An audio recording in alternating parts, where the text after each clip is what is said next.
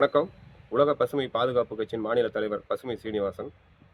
தற்போது இன்று தமிழக சட்டப்பேரவையில் 110 விதியின் கீழ் பணந்தூர் விமான நிலையம் தொடர்பான ஒரு முக்கிய அறிவிப்பை மாண்புமிகு தமிழ்நாடு முதலமைச்சர் அவர்கள் அறிவித்துள்ளார். இது ஒட்டுமொத்த அந்த 16 கிராமத்தை சார்ந்த அனைவருக்கும் இது வரவேற்கத்தக்க ஒரு வெற்றியாக கருதுகிறோம். காரணம், சென்ற தேர்தலின் போது,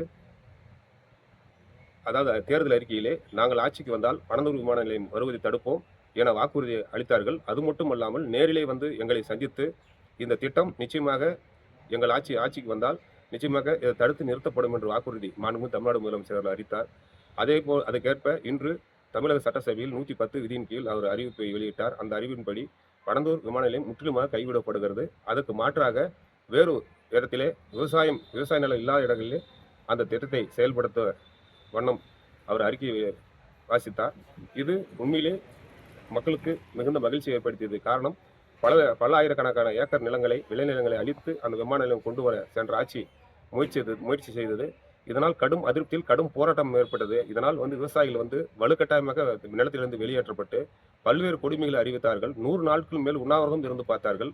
சென்ற ஆட்சியில் இதை கண்டுகொள்ளவே இல்லை. முற்றிலுமாக இந்த விமான நிலையம் கொண்டு வருவது தான் அவர்கள் புரியாததை தவிர இந்த மக்களுடைய நலத்தை பற்றி அவர் எந்த விதமான சிந்தனையும் இல்லை. அதனால்தான் மக்கள் இன்றைக்கு இந்த தீர்ப்பை அளித்தார்கள்.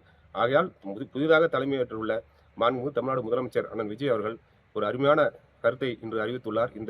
இதை அனைவரும் வரவேற்கின்றோம். அதேபோல் வருடத்துக்கு 6 சிலிண்டர் இலவசம் என்று கூறினார்கள்.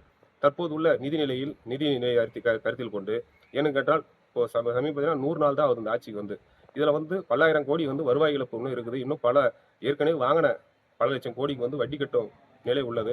அதனால் இதெல்லாம் கருதி நம்மளுடைய மக்களுடைய அந்த வாக்குறுதியை நிறைவேற்றணும், ஏழை மக்களுடைய நலன் பாதுகாக்கும் அப்படின்னு சொல்றதுனால வர ஜனவரி முதல் 3 சிலிண்டர் வருடத்துக்கு இலவசம் என்று அறிவித்துள்ளார். அது அடுத்த ஆண்டுகளில் 6 சிலிண்டர் நிச்சயமாக வழங்கப்படும் என்று இன்று சட்டசபையில் அறிவித்துள்ளார். இது யாருக்கு பொருந்தோ இல்லையோ நிச்சயமாக ஏழை எளிய நடுத்தர மக்களுக்கு ஒரு வரப்பிரசாதமாக அமையும். காரணம் என்னென்றால், ஒரு சிலிண்டர் இன்றைக்கு 1000 ரூபாய் தாண்டி விட்டது. எல்லோரும் அதை வாங்கும் சூழ்நிலை இல்லை. ஆனால் 3 சிலிண்டர் இலவசம் என்பது பெண்கள் மத்தியில் பயங்கரமான வரவேற்பை பெற்றுள்ளது. இதை நாங்களும் சேர்ந்து வரவேற்கிறோம். ஆக ஏழை எளிய நடுத்தர மக்களின் வாழ்வாதாரத்தை கருத்தில் கொண்டு ஒவ்வொரு திட்டமாக முதல்வர்கள் அறிவிப்பது மேலும் தமிழக மக்களை மகிழ்ச்சியில் ஆழ்த்தியுள்ளது. நிச்சயமாக பொருளாதாரம் சீரழிந்தவுடன் இன்னும் பல திட்டங்களை அறிவிப்பார் என்ற நம்பிக்கையும் எங்களுக்கு உள்ளது. ஆகையால் மக்களுடைய பேராதரவை பெற்ற ஒரு அரசாங்க திகழ்வது மகிழ்ச்சி அளிக்கிறது. ஆகையால் எங்கள் கட்சியின் சார்பாக இந்த திட்டத்தை முழுமையாக நாங்கள் வரவேற்கின்றோம். நன்றி.